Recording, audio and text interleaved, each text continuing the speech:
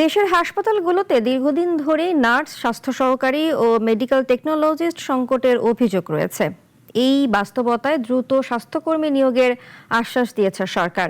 একই সঙ্গে নার্সিং শিক্ষা ও স্বাস্থ্যসেবার মানোন্নয়নে আন্তর্জাতিক সহযোগিতাও নেয়ার পরিকল্পনার কথা জানিয়েছে প্রধানমন্ত্রীর বিশেষ স্বাস্থ্য সহকারী।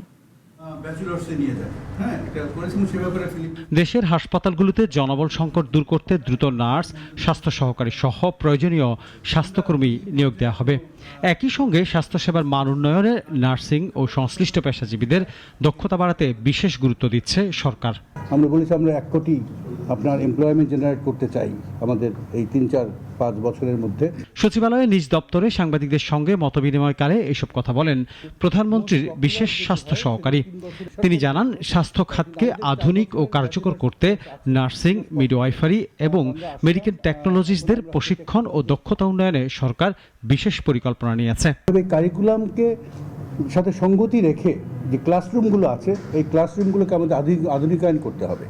অডিও ভিজুয়াল বিভিন্ন যন্ত্র দিয়ে আমাদেরকে এগুলোকে আধুনিকায়ন করতে হবে এবং তার সাথে সাথে প্রত্যেকটা নার্সিং কলেজে আমাদেরকে স্কিলস ল্যাব তৈরি করতে হবে এবং সিমুলেশন ল্যাব তৈরি করতে হবে। তিনি জানান, সম্প্রতি তার নেতৃত্বে একটি প্রতিনিধি দল ফিলিপাইন সফর করেছে।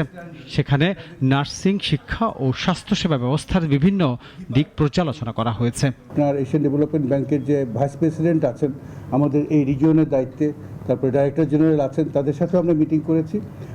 তাদের মিটিং করার প্রধান লক্ষ্য ছিল যে আমাদের যদি আমরা ফিলিপিন্সের সাথে বাংলাদেশের একটা কোলাবোরেশন করতে পারি আপনার নার্সিং এডুকেশনের মান বৃদ্ধির জন্য, তাহলে পরে যাতে তারা আমাদেরকে আর্থিক সহযোগিতা নিয়ে তারা এগিয়ে আসতে পারে। বর্তমানে দেশে প্রায় 450 নার্সিং কলেজ রয়েছে, এর মধ্যে 73টি সরকারি।